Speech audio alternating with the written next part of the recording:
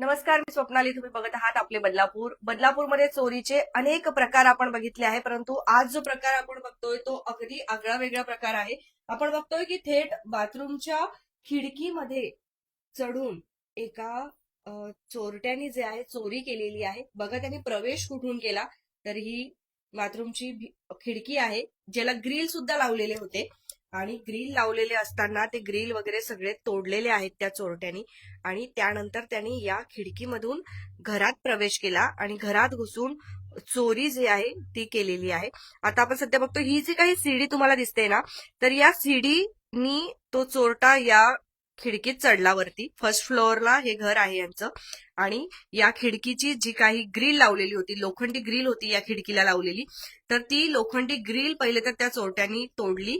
त्यानंतर त्यांनी काच सुद्धा होती, काच सुद्धा तोडली आणि नंतर या खिडकीमधून प्रवेश केला तो थेट घरामध्ये. आणि नंतर घरातील जे काही रक्कम होती, थोडीफार रक्कम ठेवलेली घरामध्ये, ती रक्कम जी आहे चोरट्यांनी चोरलेली आहे. बदलापूर पश्चिम परिसरामध्ये हा धक्कादायक प्रकार घडलाय.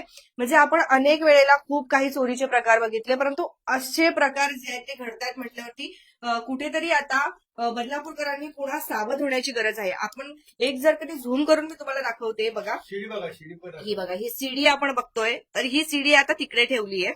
पोलीस प्रशासन देखील या ठिकाणी येऊन गेलेत. ही बघा, ही सीडी आहे आणि ही सीडी चोरट्यांनी सोसायटीमध्ये आणली.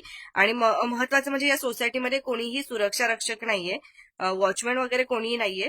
आणि ही जी घटना घडली ती 3:30च्या सुमारास घडलेली आहे, रात्रीच्या सुमारास. तर हे बघा, ही जी काही सीडी आहे ती या चोरट्यांनी सोसायटीमध्ये आणली आणि बाथरूमच्या साईडनी, बाथरूमच्या खिडकीतून जे आहे प्रवेश केलेला आहे घरामध्ये. आणि त्यानंतर घरात चोरी केली आहे. आता आपल्यासोबत घरात राहणारे रहिवासी आहेत, त्यांच्याशी आपण बोलूया.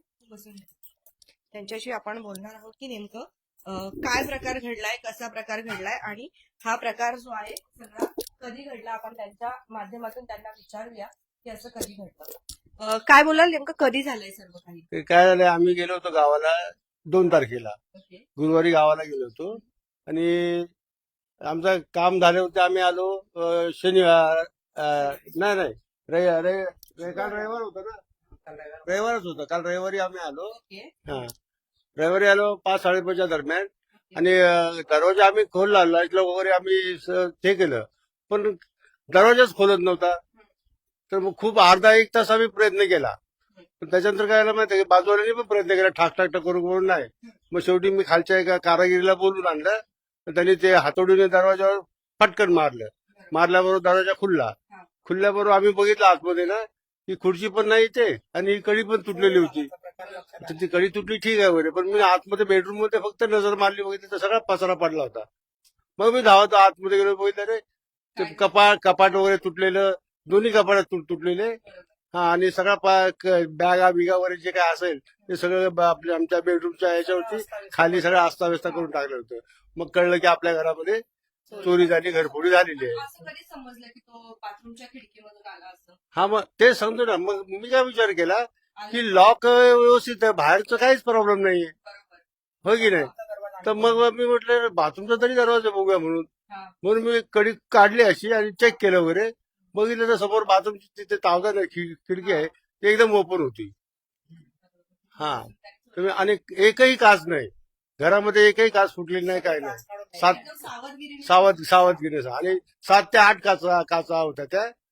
नंतर मग विचार केला, मग आमचे अध्यक्ष वगैरे किंवा आमचे सेक्रेटरी सगळे आले वगैरे, सगळ्यांनी बघितलं, चेक वगैरे केलं. आणि नंतर मी डायरेक्ट हेल्पलाईनला फोन केला, आपलं ते 112ला फोन केला.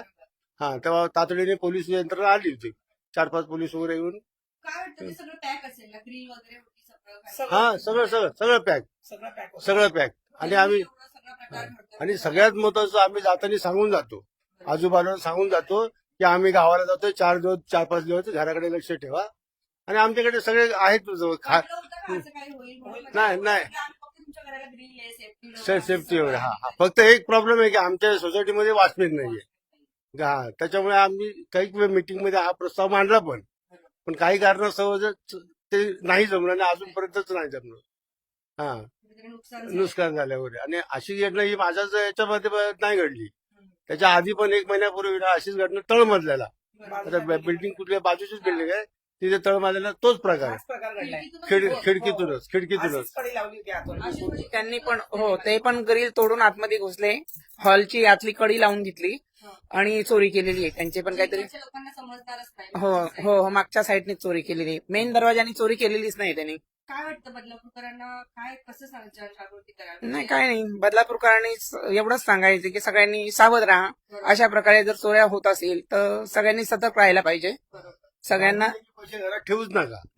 हा काय पण होतं काय कधी कधी माहितीये की चोर जर घुसले ना आणि त्यांना काही मिळालं नाही, त्यांच्या मनासारखं झालं नाही ना, तर घराचं तोडफोड करतात किंवा टीव्ही फोड, फ्रीज फोड, काही ना काही नुकसान करून जातात. कारण त्यांना समाधान वाटलं पाहिजे की बाबा चोरी केली पण काहीच नाही मिळालं. सीसीटीव्ही वगैरे आले आहेत? हो आहेत, सीसीटीव्ही वगैरे सगळे आहेत. तर सीसीटीव्ही वगैरे फुटेज बघितलेले आहेत, पण अंधार असल्यामुळे ना त्याच्या हातातली शिडी दिसते फक्त. कुठली ते डायरेक्ट सोसायटीच्याच गेट मेन गेटनीच सीडी आहे. हा मेन गेटने ते दिसतं, मेन गेटने आलेलं, पण चेहरा काही दिसत नाही वगैरे. हा धन्यवाद. खूप भयंकर प्रकार आहे. आपण पुन्हा एकदा ना ती सीडी बघूया. म्हणजे जर घरांमध्ये जर अशा पद्धतीने चोरटे घुसायला लागले तर आता बदलापूरकरांनी नेमकं करायचं काय? ती सीडी जर आपण बघितली तर ती सीडी बघा, म्हणजे एवढी मोठी सीडी एखादा चोर सोसायटीमध्ये घेऊन येतोय आणि त्याचं कोणाचंही त्याच्यावर लक्ष जात नाहीये, कोणीही त्याला रोकटोक करत नाहीये. म्हणजे या चोरट्यांचं किती हात शातीर असेल या कामामध्ये.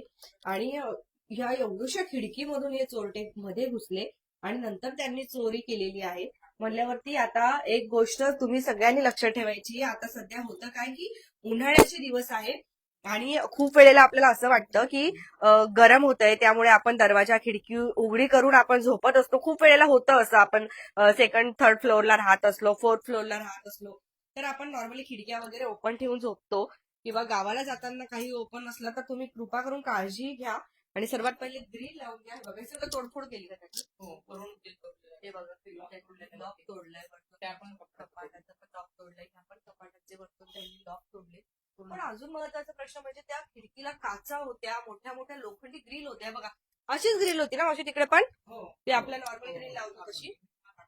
हे बघा अशा ग्रिल होत्या त्या खिडकीला सुद्धा. लॉकर पण तोडले त्यांनी. आणि एवढ्या ग्रिल तोडून ते आपले लॉकर पण तोडलेले आहेत. हे सगळं तोडलेलं आहे. सगळं तोडलंय त्यांनी.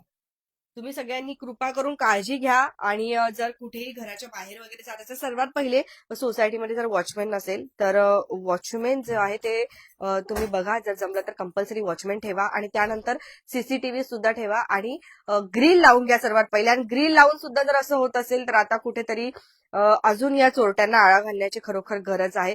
पोलीस प्रशासन देखील या संदर्भात आता परिपूर्ण आपल्याला सज्ज झालेलं बघायला मिळतंय. इथे देखील पोलिस येऊन गेलेत आणि संपूर्ण माहितीच आहे ते घेऊन गेलेत. पोलिसांनी सहकार्य केलं ना? हो पोलिस आले होते, काल पण आले होते, आज पण आले. पंचनामा वगैरे करून फोटो वगैरे सगळं घेऊन गेले आणि आम्ही FIR पण दाखल केलेलं आहे कुठे बदलापूर पोलीस स्टेशनला. त्यांनी सांगितलं, आश्वासन दिलं की आम्ही काही ना काहीतरी करू, ती आमची जबाबदारी आहे. बट ठीक आहे साहेब, काहीतरी तुमच्याकडनं जे जमेल ते करा. धन्यवाद. खरंच आपण हे जे काही नागरिक आहेत आपल्यासोबत रहिवासी आहेत त्यांचं कौतुक केलं पाहिजे. कारण त्यांनी बदलापूरकरांसोबत असं काही घडू नये यासाठी त्यांनी ते बोलायला तयार झालेत. कारण ज्या वेळेला आपल्या घरात कधी चोरी होते, काही होते तर आपण त्या मनस्थितीत नसतो, अवस्थेत नसतो. परंतु त्यांनी सांगितलं की नाही, बदलापूरकर सुद्धा सज्ज झाले पाहिजे, त्यांच्यासोबत असं काही प्रकार घडायला नको. त्यामुळे एक जनजागृती म्हणून नक्कीच तुम्ही हा प्रकार दाखवा. तर बदलापूरकरांनो, बाथरूम मध्ये घुसून सुद्धा आता चोरटे चोरी करायला लागलेत. त्यामुळे तुम्ही चांगल्या एकदम 2-3 ग्रिल लावा आणि आजूबाजूला सुद्धा लक्ष ठेवा. चोरट्यांना लवकरात लवकर पकडले गेलं पाहिजे अशी मागणी येते. तुमच्या काही प्रतिक्रिया असतील तर नक्कीच येऊ द्या. बघत राहा आपले बदलापूर. स्वप्नालीसह. धन्यवाद.